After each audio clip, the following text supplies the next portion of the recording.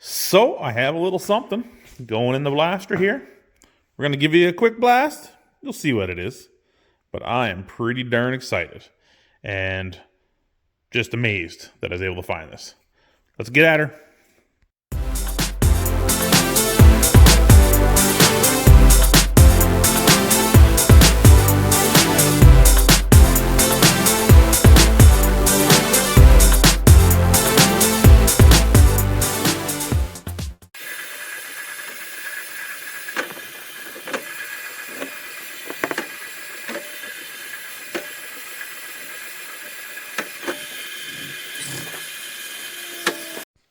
That is correct. If you said I have rear emergency brake struts, would you look at that? I put a coat of paint on them already, primed them up, got a little coat of paint on one side. It's dry and awesome. But yes, all my scouring and looking around, I managed to find an old Mopar guy. He had a bunch of just random junk. And he was selling a bunch of odds and ends online. Nothing that I needed, mostly for newer Mopars. But I did come across brake hardware that looked really close to 11-inch. Sent him a message through Facebook Marketplace. And yeah, he said, yep, that is exactly for 11-inch. And he gave me a bunch of different vehicles that they'd fit. I was like, just need the Newport. And there we go. So I went and picked these up. $20. I think that's a steal of a deal. $20. Of course, it's all they're a little rusty, but they're just flat piece of steel. All they do is hold the brake shoes apart. So, master brake cylinder. There's a number, if it works. Showed up. And I've looked in the box, but I have not opened this up yet. She is still sealed 100%. But look at that, double pot. Exactly what I wanted. But is that the same? That was the part that I could not get any measurements on. So before I cut this bag open, I'm going to take some measurements here, see if she's going to line up. Now we're going to be super scientific about this and do it with one hand. If it's close is all I need.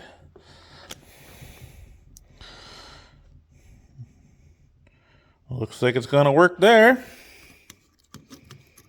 long as it's close, I'm sure she'll work. But I don't want to rip that bag open until I know for sure.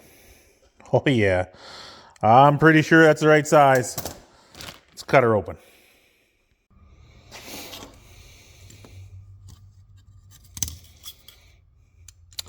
Now, I'm not sure what measurements are important.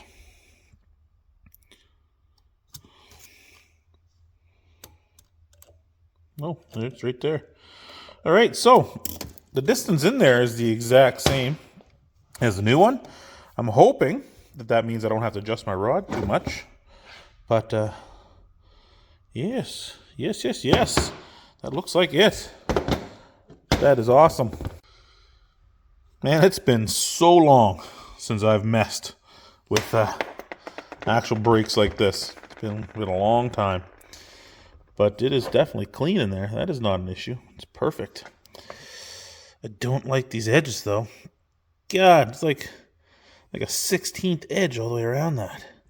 That's definitely coming off.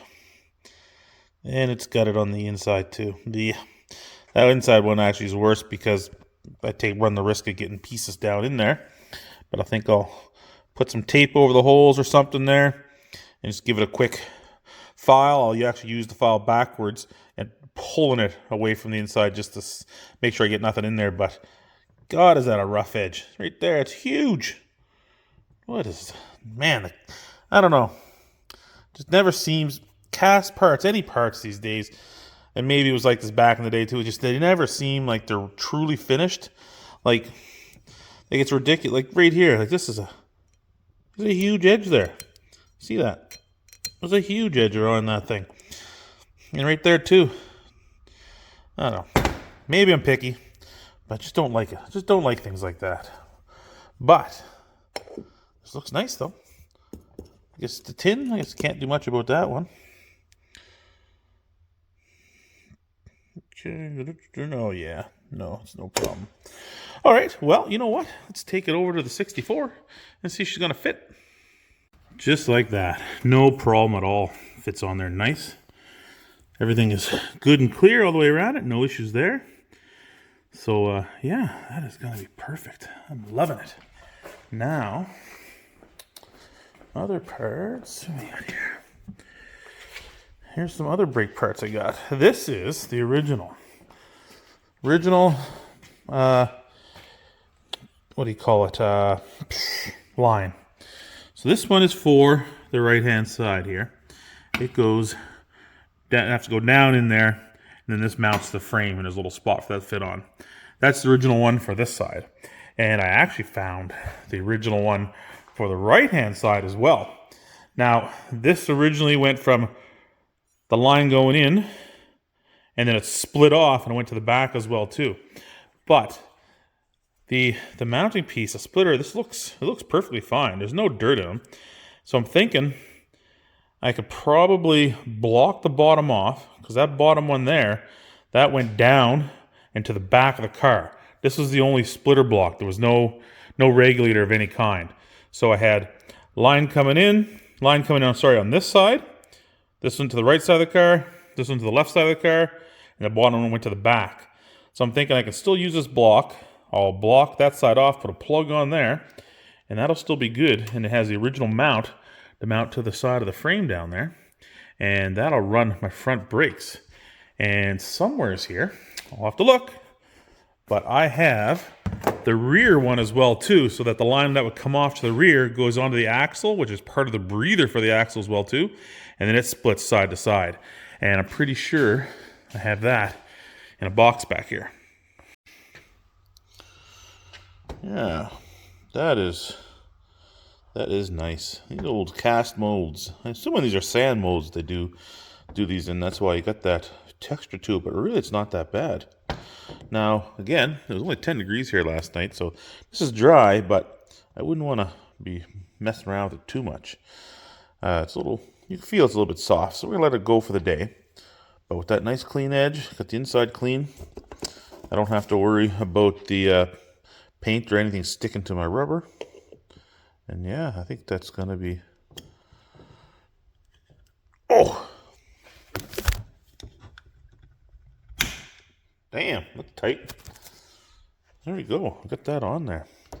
Now, just gonna put a couple of these little plugs in there. I don't know why I got 3, but there's only 2 ports. I'm gonna put those plugs in there, and today at work I'll have to get some brake fluid. That's something I don't have any of. I haven't added brake fluid to a car in I don't know how long. Probably 10 years. Never have a leak. It's one of those things that it just seems to be non-existent on vehicles these days, is like brake leaks, unless something really goes wrong. But I haven't had a caliper fail in so long as well too, so it's gonna be it. I don't got much else. Last night while I was waiting for the dry, before I got distracted, had to do some other things, I started figuring out how these brake lines go in. Now, this is the original here. It looks okay, but you know what? It's 60 years old, so it's probably best that I change that out. So the original left side, I have it kind of tucked up in here, and I soon realized I got these on upside down. This has to go the other way, which makes sense because my suspension is all the way down hanging. Where it sits normal, the line here, it's going to be almost perfectly level with it. So yeah, the line's going to come off, and I got to go in from this side here, and that'll make the existing lines hook up. But I just want to stick it in there to make sure that it was going to fit, because I could not wrap my mind around how it was going to tie into it. And yeah, now I realize that I do have my lines upside down on both sides. So we'll just pop them out, switch them around. Same goes on this side. I got to turn that around too. And once I got those flipped around, I'll fish through the original line just to make sure it's going to fit good and everything is okay. And then I have to pick up some line. I'm going to have to make some new ones because I'm not gonna trust that. It'll probably pop. My luck, it'll pop the first time I pressure it up. And, you know, it's pretty cheap, so might as well get it done right. Well, that thing is rock solid. Feels like a layer of plastic on there, which is good. Got the plugs back in because, you know what? This is the fittings on this thing. Actually, the fittings on all these lines and stuff. It's not as straightforward as one would have thought. Oh, I'll tell you what.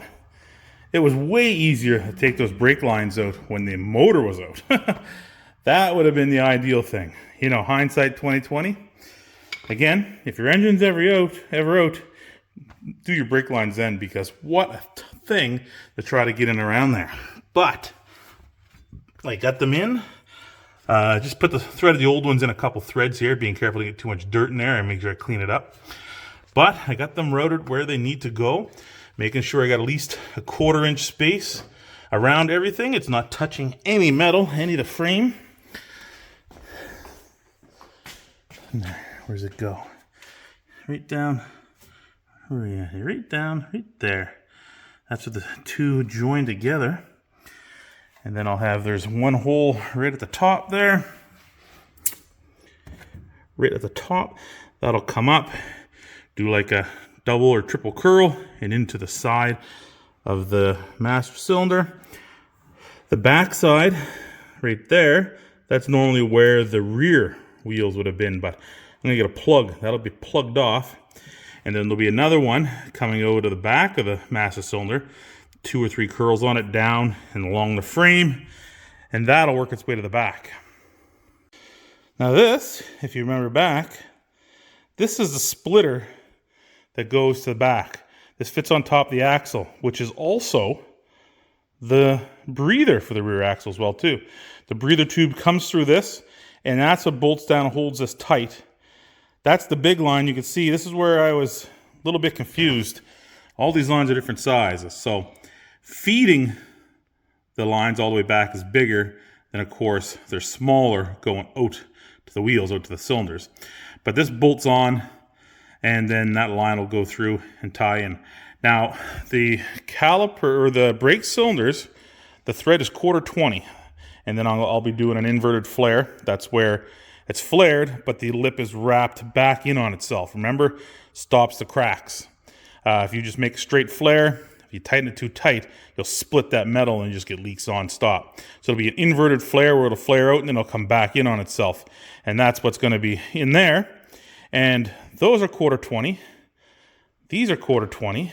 These small lines going to that the first joiner in there, they're 1/4 20, but it's 3/8 coming off it. I measured this and I'm getting a metric size, so it's somewhere in between. I'll have to convert it. But these are not 1/4 20, which I would have thought would have been standard, 1/4 20 all the way around. But I think this is 1/4 24. I don't know why, but I think this is more threads, a finer thread, and they list it. But as that nap at lunch, had to do some running around at lunch today. Got my car registered and whatnot. But I stopped in quick and thought, you know what, I'm just going to grab myself a handful of fittings and some line. And it just turned out to be a little more complicated than I thought. And then this is really confusing me as well, because this one's huge and that one's quite small. And that one, I'm assuming, goes to the back. This to the front, just because they're front and back. I don't know. I have to look more into that. But this Saturday, I do have to work, like physically be in the office working. So I'm going to take everything with me. This, I have to get that all back off without bending it, because that is my template to make new ones. But I'm going to take everything into Napa, and so I can line it and, you know, screw things all together. Like I said, those there, Raybestos lists them right on their box. 1/4 20 threads, that's easy. But I'll be able to go through, set this all up, get my ends, get my size of pipe and stuff, and hopefully get everything I need to plumb this together. All right, at the Napa store in town, I was able to pick up some stuff. There's 3 things I don't got. One, had to order special. 1, I chose not to order or chose not to pick up because I'm not sure yet. And 3, one that I cannot get from Napa. And I'm going to have to look into that a little more. But I got the main stuff, the main things that I need. All my brake fittings. That's the originals I took just to make sure I was getting the right threads. And roll the steel line. And we got the splitter for the front brakes cleaned up as well too. And I put in my plug. Actually, I used it to check to make sure all my other threads were good. And my other piece here, everything goes nice. Seats out good. And then I just got just this, not even really a rub, but it's like a black film that forms up in here. I don't know, I guess that's from the brake fluid over the years. Just enough just to brush it off the little seats in there, but definitely not enough to score it. There's a, I don't know, I call it a line wrench. I guess that's what they are. They're made for these, especially these small nuts, to get just a little extra bite to kind of curve around the edges, but still big enough that when your line is on, you can still get it over it so nothing's in the way. So that's it for that. They're clean, good to go. Today's, yeah, like I said, today's Tuesday, so hopefully my little pipe bender gets in here today. And I'm going to attempt to make a line. I'm going to start off with this nice little one. It's easy to get to, easy to manage. The other one's, well, the full width of the car, the front of the car. But we're going to try this one first. We're going to try to make a line, see if we can get it to get the exact curve, this longer radius. That's going to be a little tougher, but I'm thinking it's going to go pretty smooth. Especially on this one. We got a 90, a 90, and basically almost a 180, kind of on an off angle there. So hopefully it does go smooth. All right, first matter of business. We're going to have to straighten out some brake line here. So I got the steel copper line or steel line? I'm not sure. It's got some kind of an anodized coating or something on it. Not copper though, not copper. So all I have is a hole drilled through this 4x4, just a little bit bigger, just a hair bigger than the tubing. We're going to sacrifice a little piece because I'm going to have to grab onto this pretty tight. Hopefully I don't pull my table over. And what I'm going to do, I'm just going to draw that through there. And it's not going to be perfect, but it should get this pipe pretty straight so we can start working with it.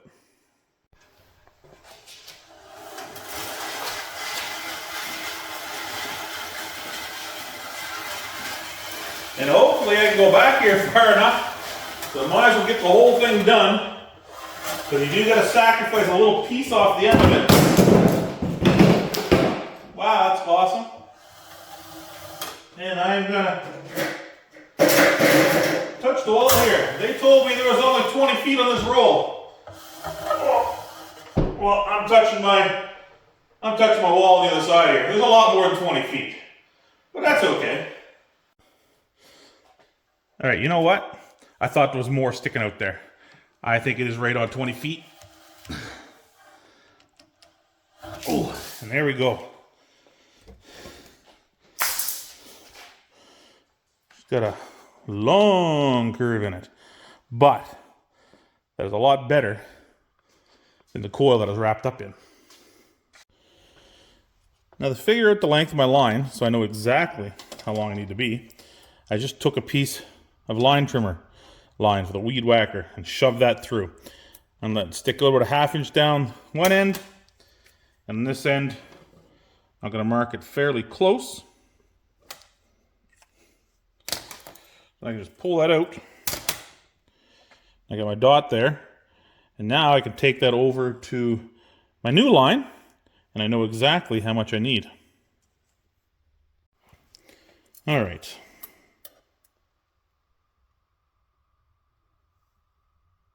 I say it's pretty darn good.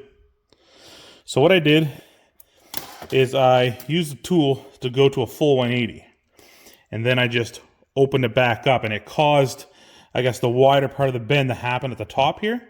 Now there's no marks, there's no kinks or anything, But what it did is it gave me like the exact shape of that other pipe. So there we go.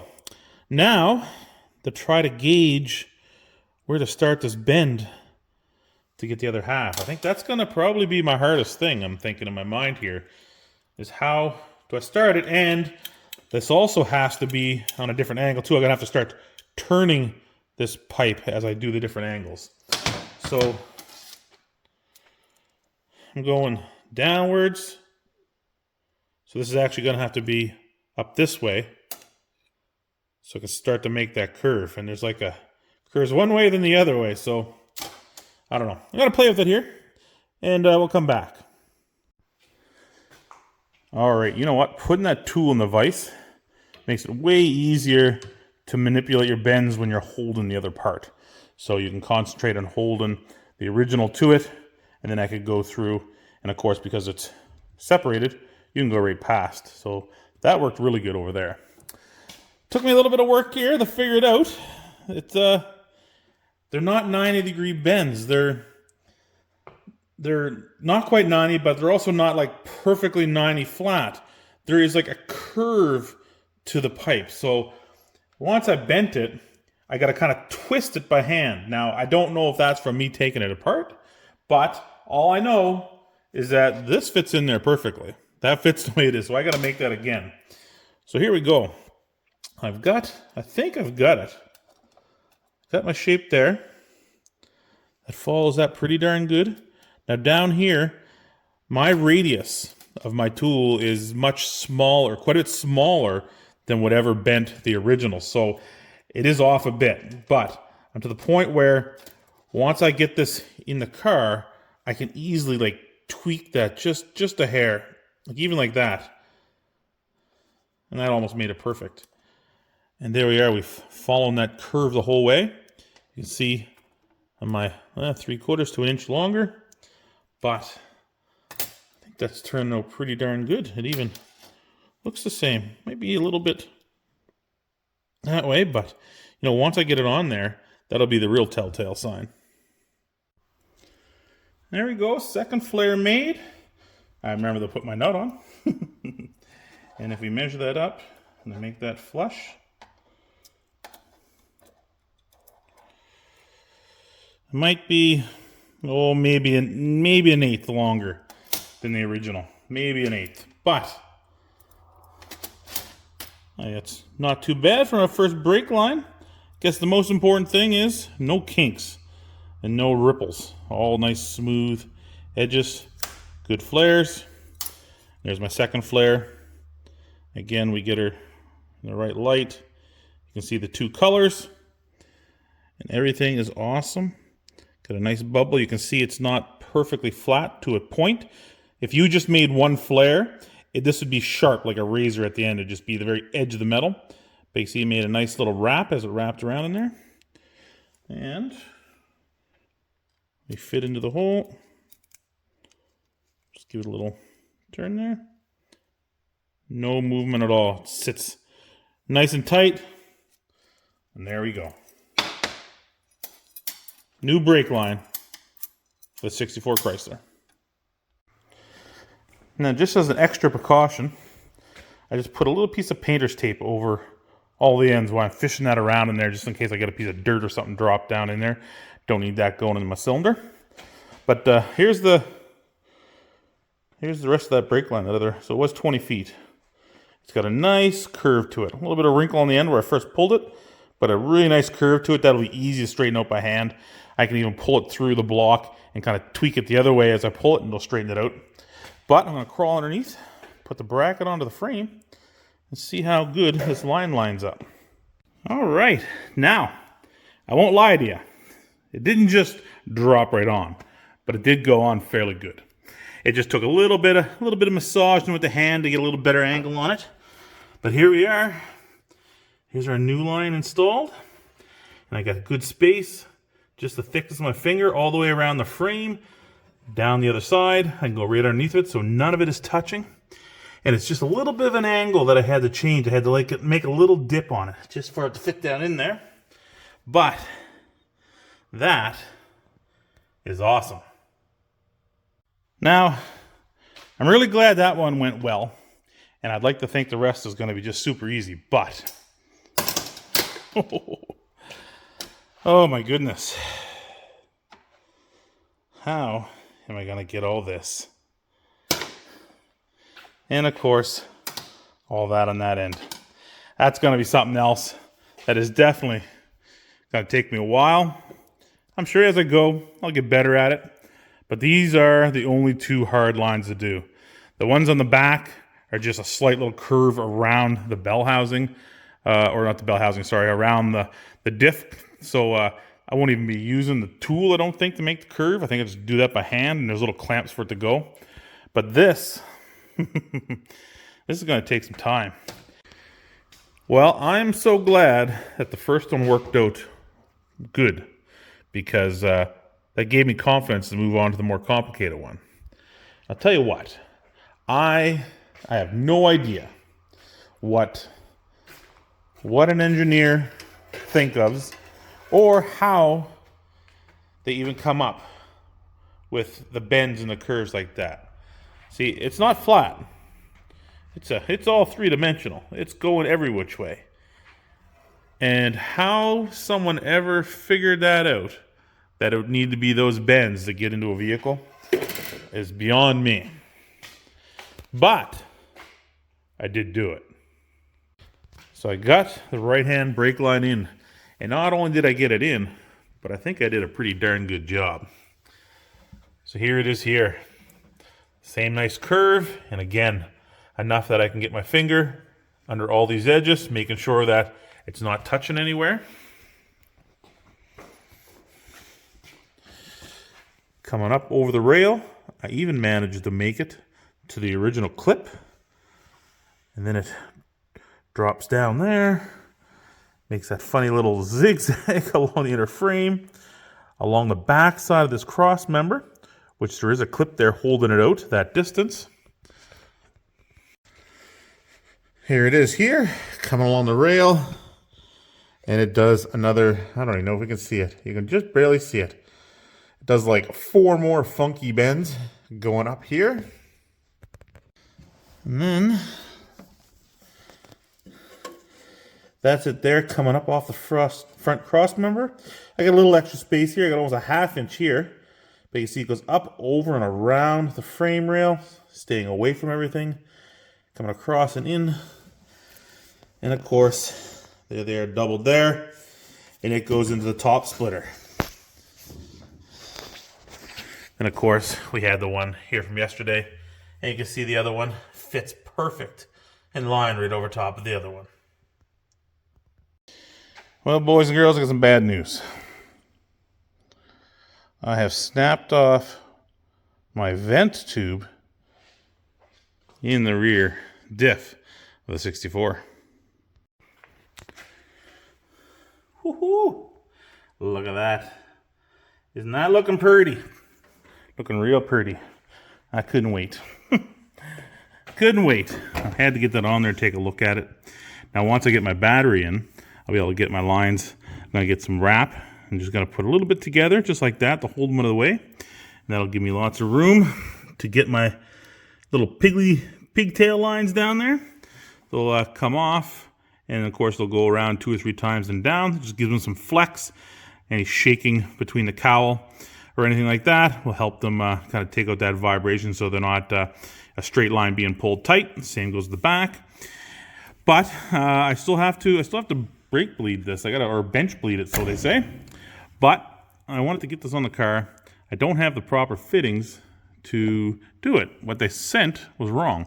So I'll just end up getting Lek to come out here. She'll help me out. We'll get her inside, and I'll just take some line and I'll run it around into the inside here, and I'll just get her the pump brake slowly just to make sure we get that first bit of air out of there. But man, it's coming along nice. All right. Sorry about this, but the lighting is going to be bad. Now, I had to reposition my jack stands up here under the frame, because there's another part that I need, and that's the flex line that goes from the rear axle and it mounts to the body of the car, and that's a flex line. Then of course it goes down. The reason why I had to move my jacks is I had them underneath my axle. I need them under the frame because now the rear end is hanging from the shocks. So this is as low as this can go. Maybe a little more. It might flex out a little more, but I'm at basically the end of the travel of the shocks and it's hanging off it. So what I need is my measurement from the hole right here, and that's where the original bracket was. So if I just go like that, I'm at about, let's see here. Come on. There we go. What is that? 12 inches would be dead center. So maybe I go 14, or maybe, you know what? Even if I go 16, there's lots of space there. But that's just to make sure, like, because when I set this down, that axle's coming up. And it kind of, if you look at the angle here, it doesn't come straight up. It kind of comes up and in just a little bit. And I want to make sure that if I had my axle all the way up and I measured my distance, maybe it was like 11.5 inches. When my axle drops, if I ever hit a big bump or get light in the rear end going over something, and that pulls tight, I'll end up ripping that line off, and then, well, there you go. You got no brakes. So axle dropped all the way down, hanging off the shocks. So that's as long as could be. So I think I'm going to go somewhere between 14 to 16 inches. I can't find the original one for this car, but there's lots of them. All I got to do is get the same end that goes into my Y here. And then this side, it could be whatever. I can use an adapter to go forward. I'm going to try to keep it to that quarter line to make sure that I get the same size that was on it originally all the way to the front. There you go. That's it. It's going to be its home. It'll have its probably about a 1 inch out, 2 or 3 curls and down, and then the whole way along the frame rail. And that's definitely going to be 2 pieces. I'm going to do, it's actually in, what is it? It was in 2 pieces original from factory. Actually, I still have a piece of the line that's inside the frame. And I ain't doing that again, because if I ever have to fix it down the road, it's going to be an issue. But I am going to do it in 2 pieces. Well, theoretically 3, but 2 pieces. It'll be the coil coming off here down to the frame rail, and it's got to go some funky bends. And then once it gets to the straight section, which is right about here, so it's going to be about 1.5 feet, 2 feet long. That's where I'm going to put the union on, and then I'll carry on just a straight line back, and then it's just one bend and then kind of up, and then that's where I got to run that flex line to the back axle. So that's taken care of. Now goes for the vent onto it.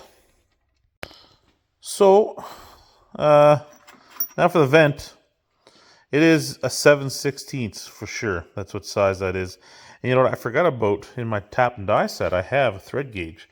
So here lies the issue, though. That is 7/16. What we got here? By 20 threads per inch. So it's that might even be considered an extra fine. I thought 7/16 by 18 was fine thread. 7/16 by 14 is standard, national course. 18 I thought was fine, so this must be extra fine because that is what it is. It is exactly 20 threads per inch. So the actual one of these, to buy this, they're cheap. I found them made out of steel too, because there's a lot of plastic ones which won't work. But I found the exact one I needed of steel. Only $15, but like 2 weeks away, they want like $39 for freight to get it to me. Man, I tell you what, I don't know. If there's anything, there's a bunch of things that this country needs to fix, but freight in and out of the U.S., there's got to be, I don't know, there's supposed to be a free trade agreement, I thought. But, man, it's just horrendous to try to get something across the border. The standard 7/16 bolt here, this is the by 14. I was hoping that's what it would be. But, yeah, Monday, I'm sure I can order one from our bolt supplier. I'll get one bolt this length, and you know what? There's a ton of these little breathers around. Some are a ball, some are just like this little top hat. And I'll just get one with a 1/4 thread on the end of it, and I will drill a hole in the end of a bolt. Not one of these. This is a grade 8. Hopefully find it in grade 5. But I think I'm gonna make my own. I'm gonna drill straight through. This is twice as long as it needs to be. I'm gonna go straight through, and then I'll drill at the end a little bigger to standard 1/4 20 thread. Lots of that around. I know that well. Could even go as far as small as an 1/8. And then I think I'll just get a little vent to put in the top of it, and I'll just make my own. That means I'm going to have to wait for my bolt and a breather to come in. As you can see, I got a piece of brake line here as well too. Got my 1/4 inch. Got a flare on one hand here already. This is the one that goes into the back part of the master cylinder. And of course, I just cut off the end. It came as double flared with these 2 little nuts on it. Generic for something. I don't know what, but all I know is that this little piece of line, when I worked it out, it ended up being 39 cents a foot, where I paid 70 cents a foot for that stuff. So this is way cheaper just to buy a chunk of it. And these 2, I'm going to need 2 of them to do my little curly Q thing. But I thought I'd just grab one first to see how it's going to work. So I cut the other end off just to make sure the fitting that I made is viable, which it is. Put that in there. Fits in there right nice. And I am dead center in the cup, so that's good. That'll hold it in nice, and it's even good around there. It looks like you'll never know. It looked like it was supposed to be. And then now, of course, I just put this one on to make sure that it had the same type of flare as mine. I'm sure they're all pretty standard, but that double flare fits perfect in there as well. So I don't know what the length's going to be. I'm not going to bother putting any ends on it yet. I'm just going to leave a chunk sticking out to go in the cylinder. I'm just going to try to make a curl somewhere right in around there on this line. All right, so after some trial and error, it did take me 2 tries. I started off my bend way too tight, and it would not fit even close to the car. And mostly because of the bender.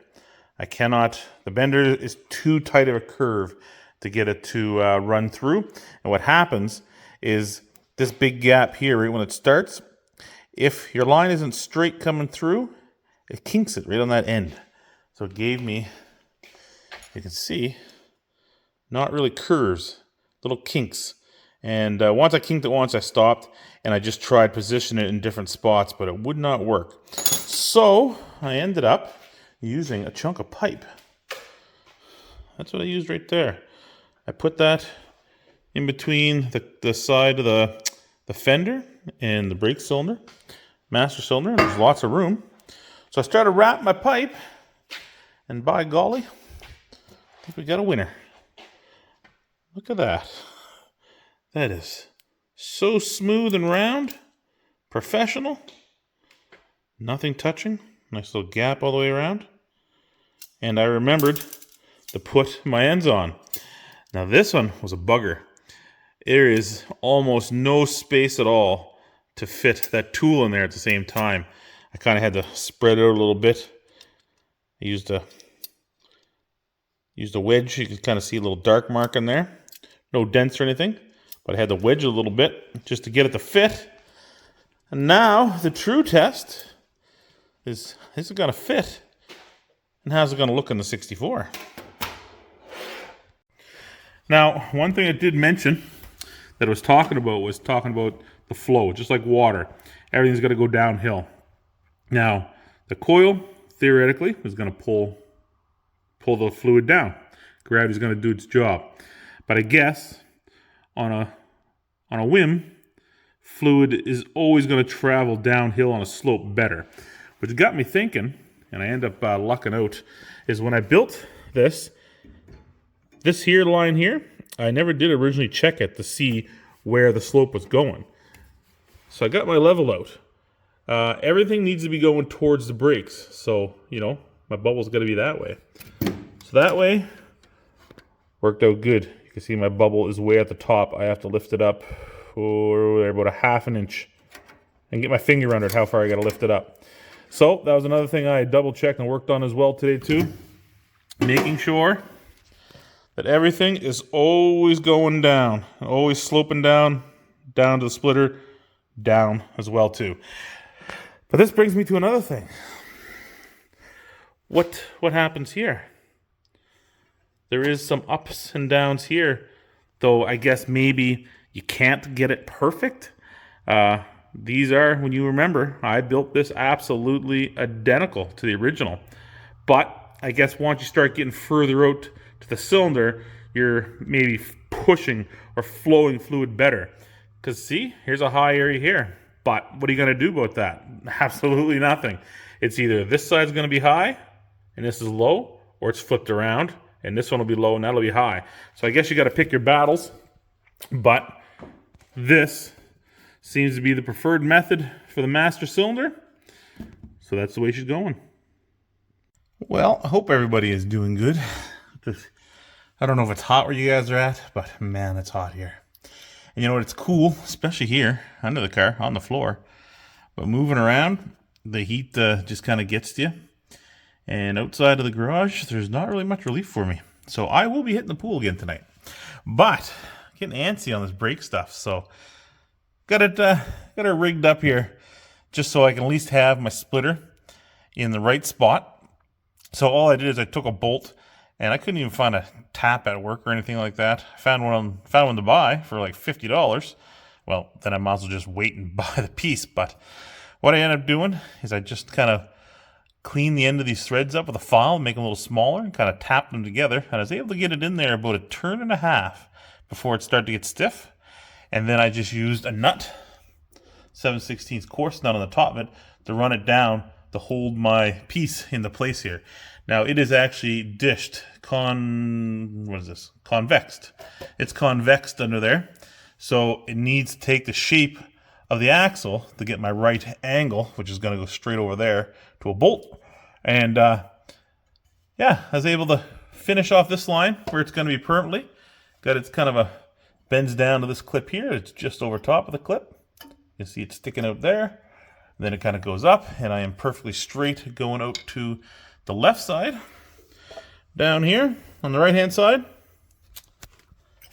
got it coming straight off the cylinder. Takes a little dip down to the clip, and then I kind of tried to mold the shape of that rear end.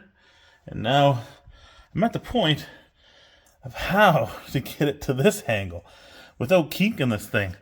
I tried getting my bender up in here at the same time while I was doing this, and that's a no-no. That ain't gonna happen. So I think it's gonna be a light massage by hand and try to get this to come down somewhere near here so I can cut it off and hopefully have the right length and get it to join up. Ugh. Man, working under here on your side, on your back, this sucks.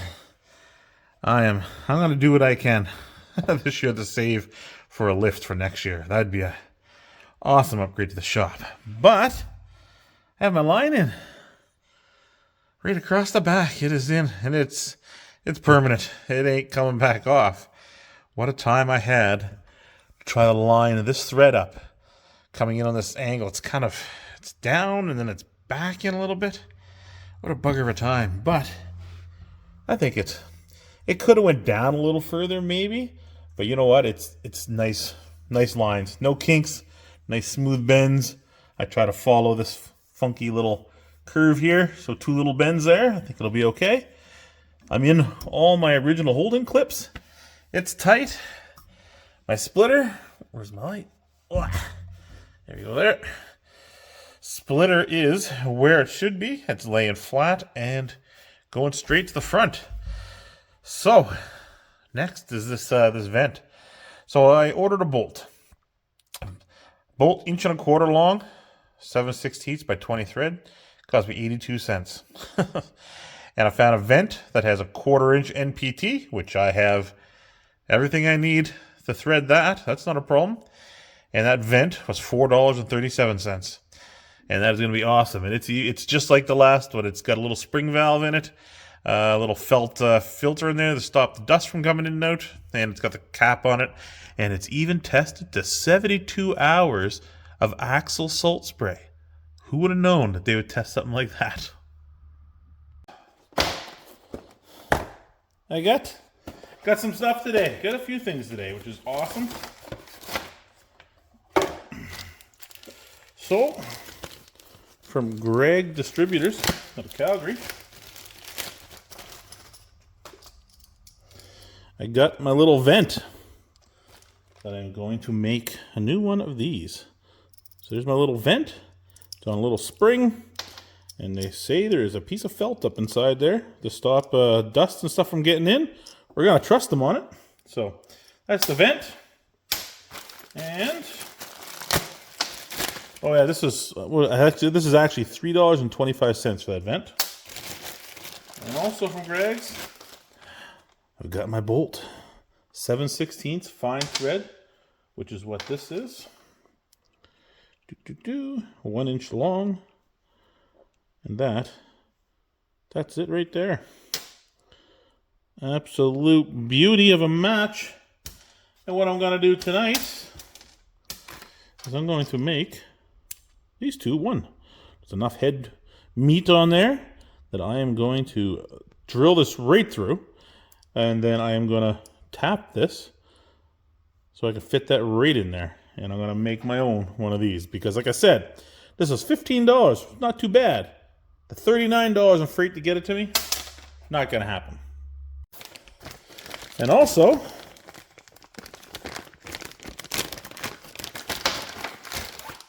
yeah, I've got my rear brake line. The flex line that goes, this end will go to the axle, and then this one actually goes up and clamps to the side under the body. So as the axle's going up and down, I got lots of flex. Now, I was thinking between 14 to 16 inches when I first took my measurement. This is 14 inches and 7/8. That's what it ends up being.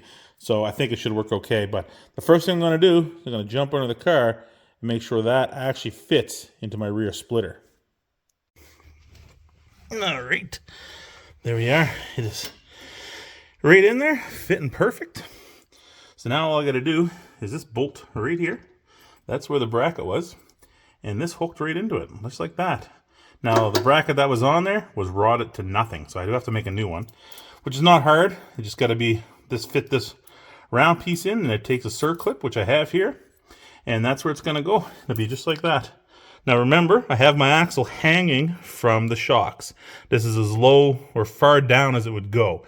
So anything else is going to be moving up, so it's going to give me nice flex there. But I'm not putting this in solid until I get that bracket made, because I can need this off to take measurements. So we'll take this back out. Put that back in a bag. Make sure it stays clean. Oh. But yeah, that's awesome. That is awesome. So now it's time to drill out the bolt. Now the hole itself doesn't need to be very big. It only needs to be the size of the vent, which is a little bit smaller than the original, but up inside, you never know what it's going to be. So all I got to do, just find a drill bit that's close. A little closer than that. We want it to be, we don't want to restrict it at all, but it definitely doesn't have to be anything crazy. Here we are. That is the 732s. So that is what's going to run straight through that bolt the whole way through. We're on 732s. Then, of course, we're down to the threads for this. Now, these come in 1/8 inch NPT. That's what this is. So 1/8 inch pipe thread is a little different. It's kind of an odd thing. I have taps for them. This is the tap for an NPT. So they're 1/8 by 27 threads. It's very, very different compared to your regular bolt. So all I got to do, though, is because this is so large, because I have to use 11 32nds drill bit. You can see it's almost as big as the bolt. So what I'll be doing is I'm only going to be drilling just enough through the head to get this to thread in. It doesn't have to be tight all the way down. It just has to go in tight. And, of course, a pipe thread is tapered the whole way. So I don't have to go too far. If I stop this early, it just stops the taper early. As long as I get a good, 3 or 4 threads in there, I will seal it. I'll put thread seal on it as well too, so nothing get in there. It's not torqued, and that'll fit in there perfectly. So like I said, it's a little bit bigger than what it should be. If you look at the, oops, I lost it. The original, I'm just a hair over. And you can see how thin that wall is. I don't want to go too much thinner than that. That could be part of the problem that was there. So we'll be drilling straight through that size, which is the 7/64. And once that's done, we'll be coming through with the 11/32s and just going in the depth of the head of this, threading it with the 1/8 NPT, and boom. We have a breather that cost me like less than $4.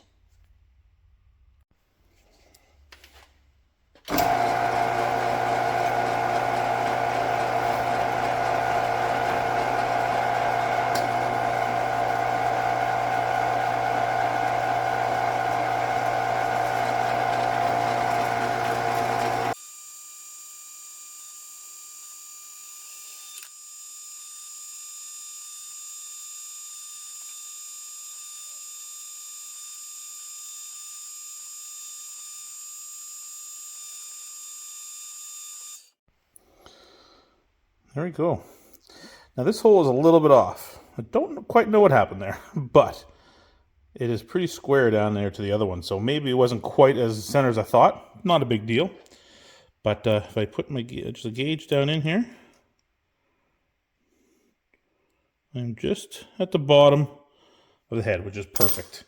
Still a good meat, not gone too far. I'm right into where this chamfer is. So now is going to be putting a few threads in here, see what it looks like, and see if we can actually get it done. There we are. Nice set of threads right down in there. My little vent. And get almost 3 turns in there, and then it starts getting tight. So that's what you're gonna see quite a bit of thread sticking out, but that don't matter. It don't matter at all. But that is it. This head, of course, have a lock wash on it. That's all I need to pull tight, to pull that splitter to the axle. This goes inside, of course, and then I have my vent all the way through. My little safety cap. There we go. Perfectly made. Let's get a little sealant and make that permanent. And that, my friends, is the finished product. Got my sealant down in there. I just used the white high temp sealant. Not that it matters. Just what I had, nice and thick. And there we go. I got myself a vent for my rear axle and a hold down for my splitter. It is. I think it looks fine. All there is really different is you see some threads under here, but that's all I could get. And I feel good with this. You will never see this. This is be under the car. If you did look, this bolt is going to be recessed down onto that piece. And this is almost the same color as the brass fitting, so you're not going to notice really any difference at all. And if you are looking that close at my car, yeah, go move along. We're not professionals here. We're having fun for this build. More than good enough, and I'm happy with that. That'll work fine. Let's go install it, see what it looks like. Look at that. That is beauty. Right in there.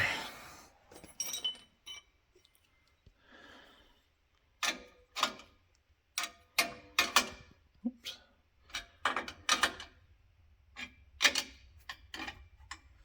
Snugging. Not too much because we know where we got that last time where it got us. There we go. But there we are. There's my vent. There's absolutely nothing wrong with that. I think that is just perfect. I love it. So now I got had a little sealant around the bottom threads, the same stuff I used here, just to seal it to the axle to make sure nothing leaked down in there, any water or anything. Not that it can really sit on there, but you know what? Might as well be the best we can. But that's it. That is awesome. That is finally on there. I have my front line. Now, I'm going to have to make my little bracket to hang my hose there up front. Well, unfortunately, I'm going to have to call it a night. I got the Lek wondering where I'm at and if I'm going to go for a swim, which I definitely am. And also, I need a 5/8 drill bit. Now, that's how big that is in order to fit through there so I can put a snap ring on the other side of it. But me assuming I had these nice step bits, well, nice as in Mastercraft, I can't get past the 1/2 inch mark. No matter what I do, she just starts burning and smoking. So obviously I've done something at some point. I haven't used this in quite a while, but I've obviously done something and dulled it, and now it's no good. On to more brake lines. Got a few fittings here. So my rear line, flex line for the rear axle going to the chassis. Of course, I had to get an adapter to go between what's available now to what was available then. All this old stuff is just, I don't know. Not saying it's obsolete, but nobody carries it near me. The Napas don't carry it, so I have to adapt to any of the original threads that are on the car. And then, of course, then when I got the new booster, had to adapt that as well too. But we got my adapter here. This one here is just the flare nut. Get that out of there. Come on, there you go. So this is what will go permanently on the car, making my hose kind of new style, we'll say. So it's still quarter. It's quarter equivalent on that side, but the threads are different. Again, weird sized threads that are on this thing, the pitches, and the threads per inch, just not what's common. But that's equivalent to the quarter for the flow. That gives me it on that end, and of course, this is my 1/4 inch tube here, which will fit in just nicely. And that's what will continue on through the car. And then I got a couple of unions. So these are, the inside of these are just the exact same as this. They have the little flare. I guess we'll call it the male side of it to match up to the double flare that we make on our lines. And of course there's 2 of them, just like a standard union. So I'll be able to press those together or tighten those together. And that'll make it so that this rear line is in 3 pieces. One going all over the back axle and curving around the wheel well. And of course, the front one. Now, I've been busy for about the last 3 hours. And I built something. I built a monstrosity. So here we go. This, if you don't want to look, it's one of those things, you know, good from far, far from good. But this is just the temporary line. I made this out of the piece of 3/16 I had left over just because it was so much easier to manipulate, and I knew there was no way I was doing this in one shot.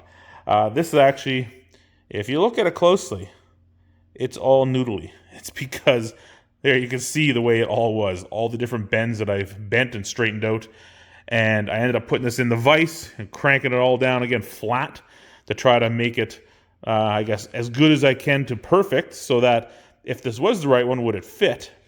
And of course, I took this and I coil it all up into like a little roll, just like a roll of wire. So I could shove it down inside here, and then I'd slowly unbend it, try to straighten the best I can, and start getting my angles down the frame rail, over it, up, and blah, blah, blah, blah, blah. Going all the way through. And so I molded it on the car. I put that end in, used a couple colored zip ties there to hold it in place, just hold it in the hole, so I got it in the base of the right spot. Coil fits nicely beside the other one, which is good. And then, yeah, I proceeded to bend the whole thing underneath, and I got it exactly where I want to go. And then came the problem of getting it out of the car. Now, of course, got my little bracket made as well, too, for the line. That'll come, I think it'll go down, actually. It'll go down through there. You know what, I forgot to get a C-clip, which is fine. Definitely not going to need that today.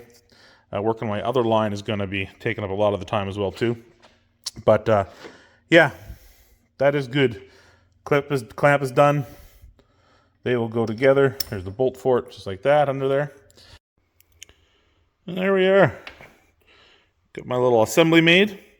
I had to put a washer in there because I couldn't find a snap ring anywhere in here that was thick enough to take up that gap. But the washer was perfect. I just gave it a little file. Snap ring went on. Moves in there good like it should. The front ones were indexed by the hex nut. The rear one is just straight through. There's no room. I guess that's just to help it flex a little bit if it needs to. But let's throw it on and see what it looks like. There we go. Oh, almost fell over. There we go. There's the flex line. Up to my bracket. Ready to go. Fits good. Now the next thing will be, that's the original clip where the brake line comes around. And it goes around to Another clip down there, and then around and up. Makes that horseshoe bend just like the front ones, and ties into it. That's good. So now I gotta get on bending the crazy hose for back there. And there we have final product. Hopefully it's as close as it can be to that, which it is.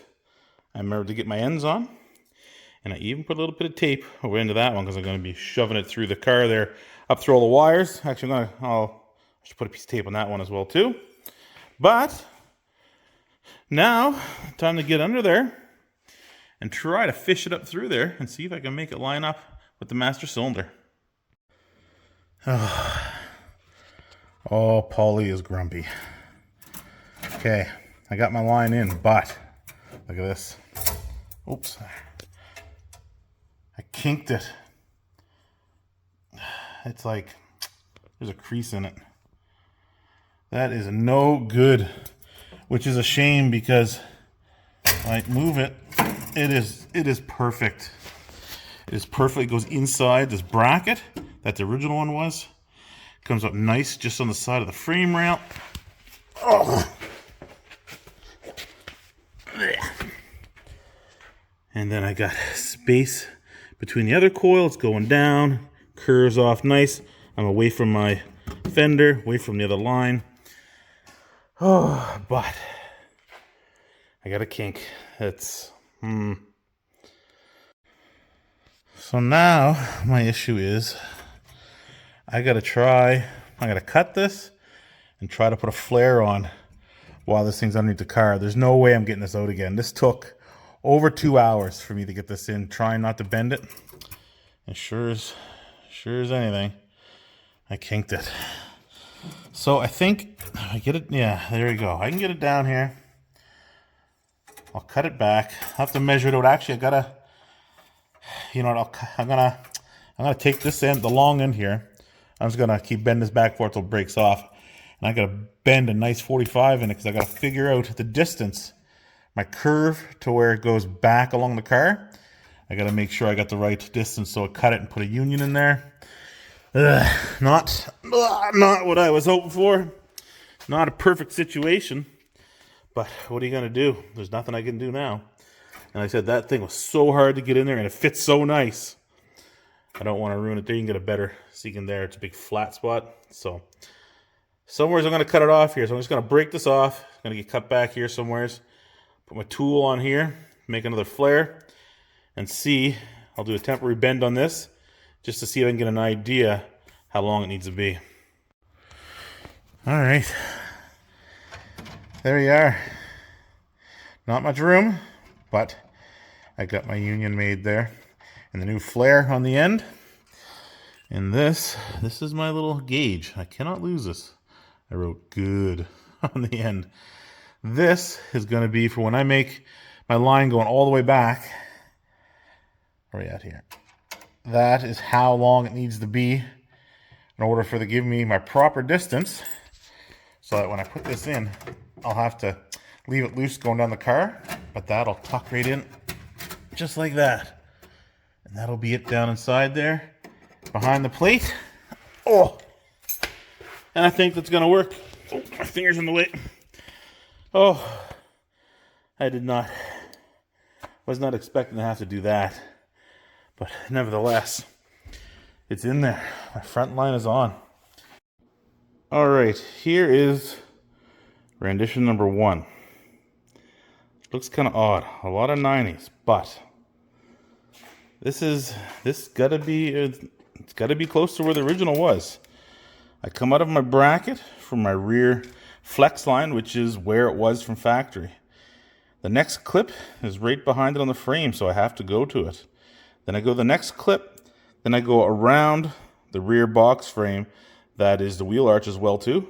And there's a clip right here. So I'm matching all the clips. Then it goes down to the rear spring hanger. There's a clip there behind the rear spring hanger. Then the curve of the body that I made. This is going to be a harder curve to make because it's not the curve of my bender. So I'll have to work around that. And then it's another 90, and this is straight up. The rocker panel. so that's connecting all the points. This part right here, I don't like it. I don't like it at all. Actually, I don't like all this. It seems kind of redundant, all these bends. I'm curious, and I'm thinking, why I cannot just come out from a 90, basically straight across and down. This isn't void. This is up against the bottom of the trunk lid, or, well, it's that pocket behind the rear panel with a seat attached to. So this is all laying flat on metal. So, and there is an edge right here that I could put a clip on. I could move the clip from back here up to the front. And I'm toying with the idea of just coming across. I don't know what the purpose of this whole thing is. If I did that, I can also get this much nicer against the frame rail. What it does, it gives me the option of an adjustment here, which I can shrink this way a little bit for the bender, which will help pull this in and out and help make this go closer or further away from the side. I think I can get it a much tighter fit, much cleaner fit. Why I did this originally, I'm not sure. There might be a reason. But I'm going to play around with a little bit. There might be a rendition number 2. And there we are, rendition number 2. Also known as the final product. I am done. I got rid of that big zigzag out of there. And it's got one little funny little curve on it just to clear the edge of the frame. That's it. That is it. Now it is time for the final fit. I'm not going to put it tight. We'll blow it out. Snug it up a little bit. And see if I can get the nice little clearance all the way down there. Alright, my light has died. But there she is. So it's hanging a little bit low. I need my brackets on to bring it up. Gotta get my clamps on there. And that'll come up right nice just behind the hanger for the spring. Follow the frame nice around the edge. Got just enough clearance to get my finger through. Then we come across, and then we got to come up and around and make that funny little loop. There's 2 in the front and 1 in the back. There's nothing I can do about that loop. I guess that's just the way it was. Is air going to get trapped up here? Possibly. But that's all going to be the part about bleeding it out. The fronts are the same way, if you remember. We'll come up there and check that out. They're not as abrupt, but the same sort of thing, just upside down. Still possibly air getting in there, but you know what? There's got to be an up and a down somewhere on the line to make a connection. And that's just the way it is, unfortunately. But that is awesome. I feel so good. Now, this one was easy to get in. That's the thing. This is the bends, trying to make it fit everywhere. That's one thing, but to get it in here is the best part. And then, of course, my original clip is right here. I'm right above it, so I'm still in line with everything. And that is awesome. Another part done. Whew, she's getting close. All right, so now 65 inches is going to be the magic number, I think. So I've got a piece taken out of my coil and got a little left. That's going to be good. I use that for something else, I'm sure. But 65 inches, and that should give me 3 inches to play with. That it's a little too long, just to make sure that I don't run myself short. And I got my 90 degree. It's going to be tucked up underneath that little flare in the front. Got it made. And you remember we had a little template that I did up saying good for the side. So I made sure that I have an exact replica. And that was the spacing, the distance that I needed under there. So I'm going to snug this in just gentle by hand first. Try to figure out what the final length of this is going to be so I can put that union in. I think I have about maybe a 1/4 inch or a 1/2 inch flex back and forth. So it'll be good. I don't got to be right down to the very, very minimum. But let's fit it up in there, see what it looks like. There's how much too long I am. I have a 1/2 inch that I can play a little bit each way to get it, make sure it's good. I'm going to cut that, flare it, put on my flare nut. These are the little clamps that I'm going to use up under there. They're going to go up on the back side of the rocker panel. And remember, I made that rocker panel on that side out of 1/8 inch plates. So these will be able to hold up on that just nice in there. I'm going to put one extra piece of rubber fuel line inside of every one of these. I'm going to slide it on first so I don't have to split it. And I'm going to put three hangers along this length. But yeah, they're a little bit too big around inside, but a really nice size to be up in there. But all I'm going to do is take my fuel line, which I have a little piece here somewhere. Anyway, I have a small piece of fuel line that'll just squeeze that just a little bit while it's in there and help hold it in. Flare it and put it on. And there is my completed line ready to go. So I just took some of that fuel line, and it is like, it's snug. Like it just enough for it to slide on there. So I got one down the end where up front where the union's going to be to stop it from slapping there. And I got one that I'll put close down to the union on this end as well too to help secure it. And I got one so I can put it in the middle somewhere. And then these clamps, they'll go right around that rubber, squeeze a little bit, stop the whole thing from shaking. And that is hopefully it. God, I hope I got this right. Hope it's the right length, and I hope I measured it out good. But on she goes, and we're going to find out real soon. And there we are.